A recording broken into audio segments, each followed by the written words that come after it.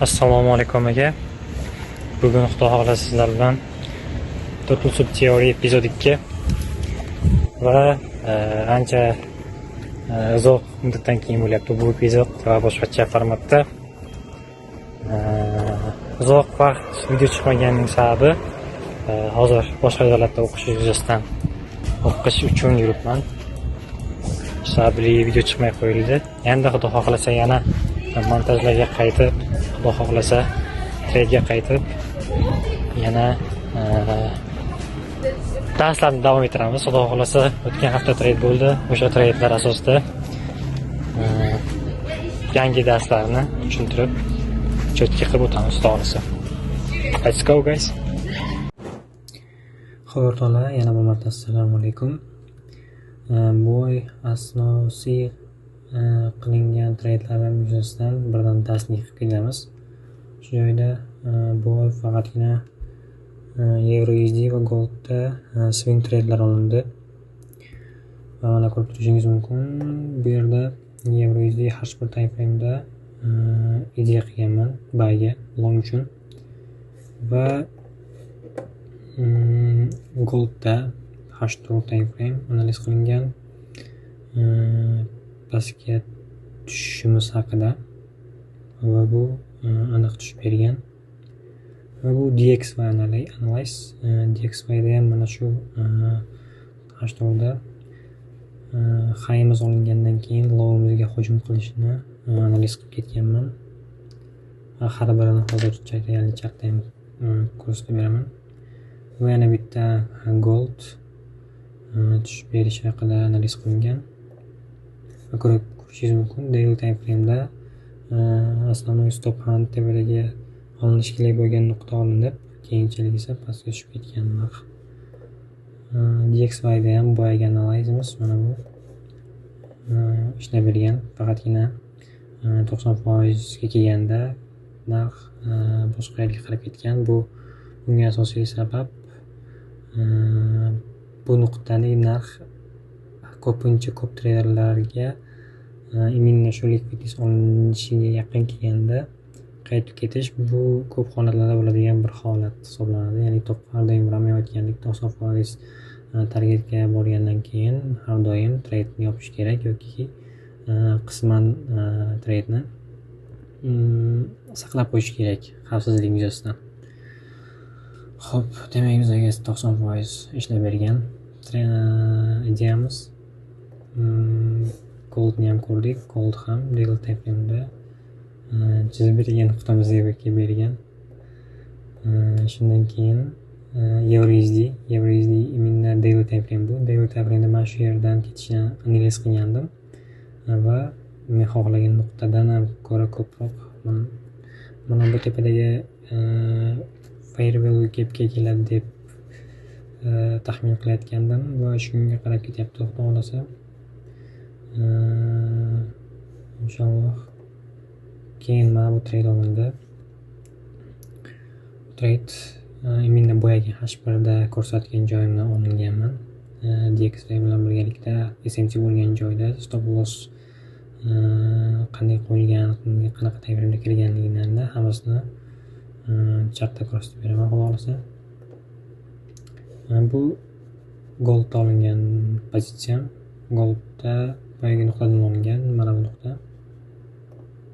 Mana bu joyda olingan. Mana bu sal kurashga uspet qilmaganman, shuning uchun mana shu time frame'da mana shu yerdan kirilgan.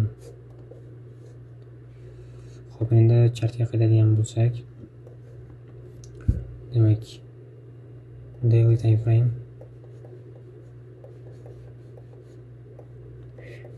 time frame nima uchun longga o'tib ketdi.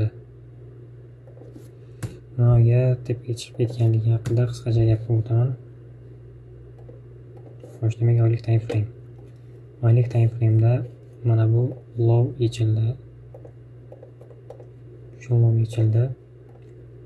Oy yechilgandan keyin bizda yangi oy boshlandi. Yangi oy boshlanganligi uchun men taxmin qila olishim mumkinki, katta ehtimol bilan likvid yechildi hamda yangi oy boshlandi va bu yangi oy katta ehtimol bilan order blockga borib tegishi kerak deb taxmin qildim. Hech bo'lmaganda tepaga chiqishimiz kerak edi baribir. Xo'p, weeklyga o'tamiz. Weeklyga o'tgandan keyin bizda yangi oy boshlangandan keyin birinchi hafta biz hech qachon trade qilmaymiz. Aynan biz ikkinchi hafta trade qilishimiz kerak. Ikkinchi haftamizda weekly low yechildi, asosiy stop hunt. Bizda har doim weekly time frame'da har doim biz long pozitsiya qilayotgan paytimizda bitta qoida bor.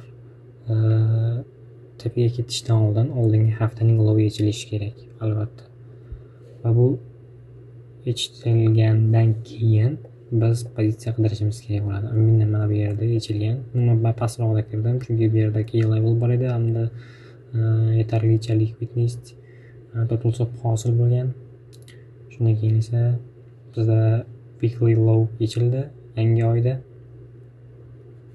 Weekly low yechilgandan keyin esa bizda asosiy liquidnessgacha borib berdi va bu yerda yana key levelga tekkandan keyin narx qaytyapti. Xo'p.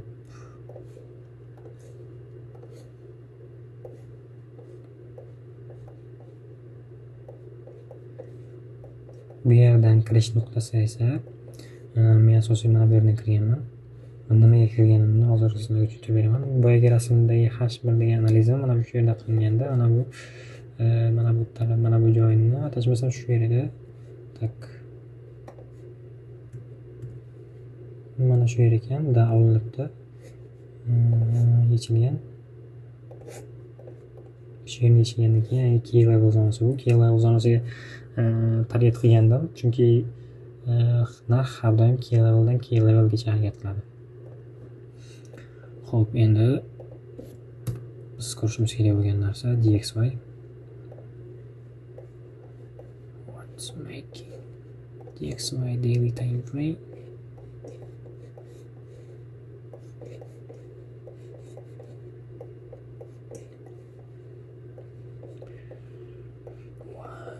Seconds. Nice one.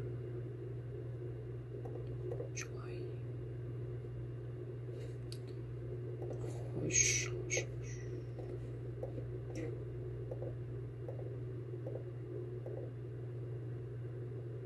Xo'p, qaysi nuqtani? Adashmasam mana bu joy bo'lgan. Mana shu yer edi.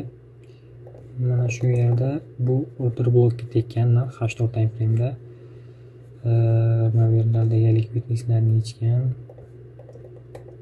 Ko'p liquidnesslarni yechgandan keyin pastga ketib qolgan. Va men aynan shu joyda EURUSD H4da qarab ko'rishim kerak edi. Qanaqa key level borligini o'zim ko'rishim kerak edi o'sha payt. Va eng katta men uchun key level mana shu bo'ldi. Mana shunga tekkandan keyin 9 AM da vaqt yetib o'rganamiz. 9 AM atrofida chorshanba kuni 9 AM modeli bu juda katta bizga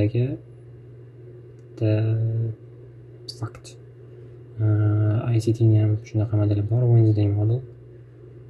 Chorshanba kuni, chorshanba payshanba kunlari har doim klassik payday or sell-day bo'ladi. Va biz bu yerda ko'rishimiz mumkin bo'lgan narsa ambush time frame'da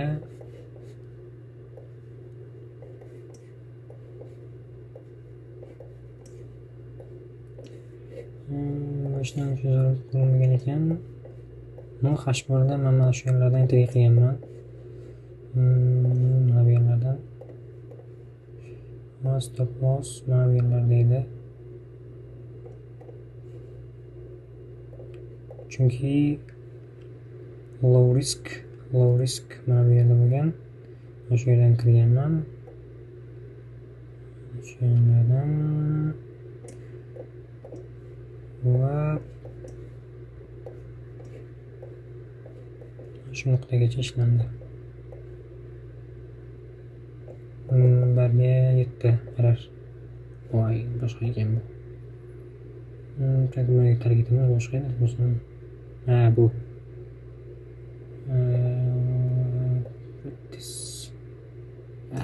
qayda ichib bordim shirishdim.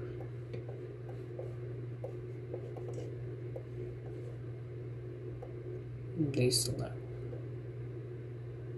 Ya baribir bu xato bo'ldi. Adashdim.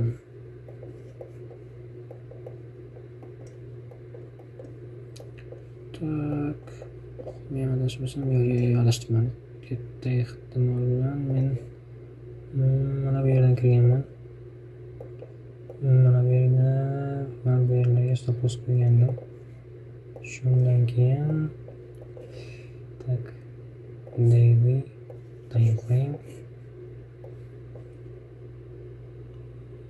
boyagi 8.9gacha, ya'ni mana shu yergacha ishlangan. 1ga 9 bo'lgan ekan. Xo'p. Demak, biz ko'rishimiz kerak bo'lgan narsa, har doim narx likvidlikni yechgandan keyin vaqtida 9 ayamda impuls berib ketgan. Shundan keyin narx yana tepaga chiqqan va yana likvidlik hosil bo'ldi. Likvidlik pastga yechdi, stop hand and timing e'tibor beramiz yana. Xo'p. Seshanba kuni 8 ayam atroflarida, 8-7 ayam atroflarida bo'lgan hodisa va 3 ayam asosiy narsani 3 ayamga bergan. Ya'ni mana bu OBga tekkan va ketgan.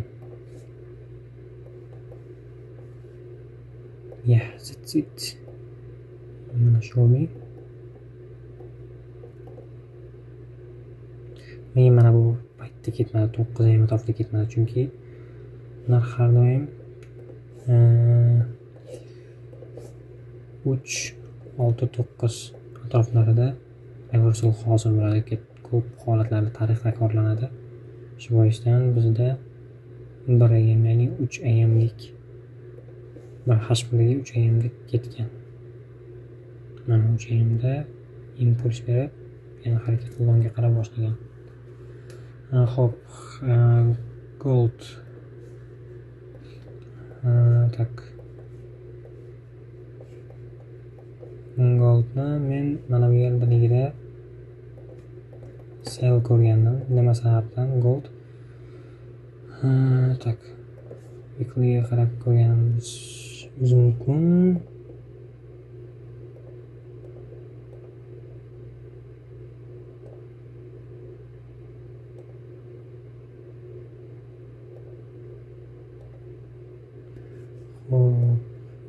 Ishonchi deyarli yo'q ekan.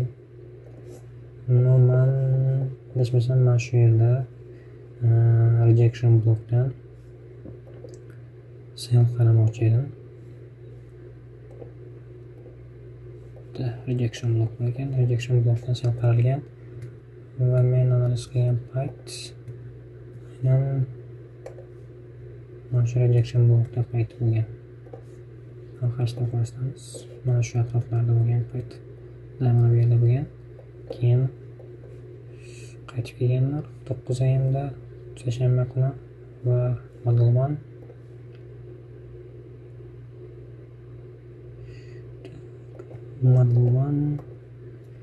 and mana bu yerda bo'lgan narsa Kiss of Death model bo'lgan.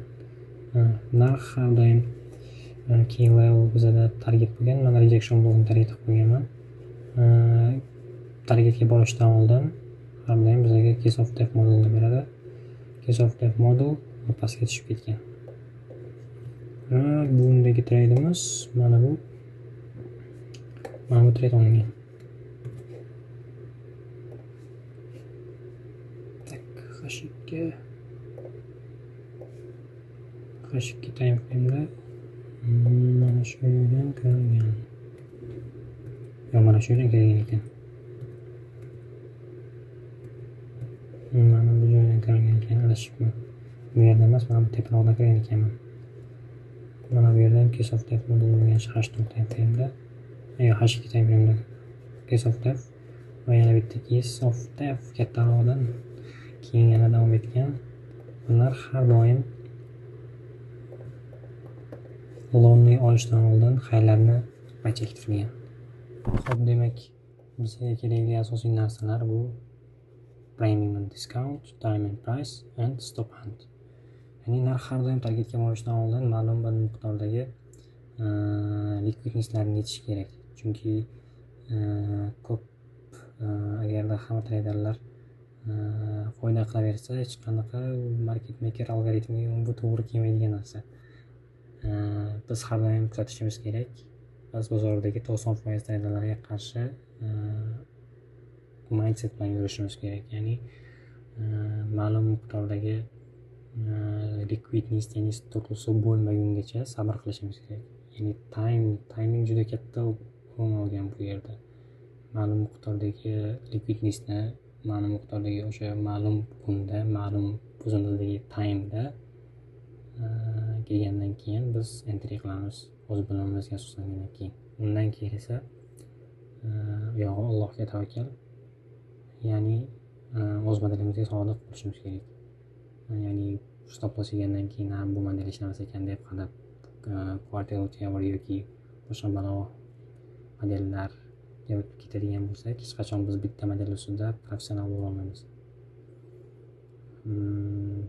Bozor algoritmi internal range liquiditydan external range liquidityga qarab harakatlanadi. External range liquiditydan internal range liquidityga qarab harakatlanadi. Ya'ni tashqi va ichki likvidga qarab harakat qiladi har doim. Ma'lum bir ichki likvid ichilgandan keyin u tashqiga harakat qiladi. Ma'lum bir tashqi likvid ichilgandan keyin ichki likvidga qarab harakat qiladi. Bu MXM treyderning gaplari. Biz har doim o'zimizdan kuchli treyderlar, ya'ni market makerlarning algoritmiga asoslangan konsepsiyalar, ya'ni ICT va Romeo va shunga o'xshash ko'p treyderlar, MXM trader gaplarini hurmat qilib, ular bergan modellardan unumli foydalanib, shu ustidan master pro darajaga chiqibgina o'zimizni rivojlantirishimiz, bu algoritmni tushunishimiz mumkin. Menimcha ancha tushunarli dars bo'ldi deb o'ylayman. Keyingi epizodlarda ko'rishguncha, keyingi epizodda nima mavzu haqida bo'lishini xohlaysiz, qanaqa mavzu haqida, qanaqa savollar bor, hammasini kommentariyaga yozib ketsanglar bo'ladi. Bu ancha vaqtdan keyingi darslik bo'lgani uchun mavzu topa olmadim. Asosiy to'qnashuv bo'yicha savollar yoki kerak bo'lgan mavzular bo'ladigan bo'lsa, kommentariyada yozsanglar, xudo xohlasa ko'rib shu haqida darslikning keyingi epizodida gapirib ketishga harakat qilamiz inshaalloh. Hammanglarga omad, sog' salomat bo'linglar. Inshaalloh keyingi darslarda ko'rishguncha.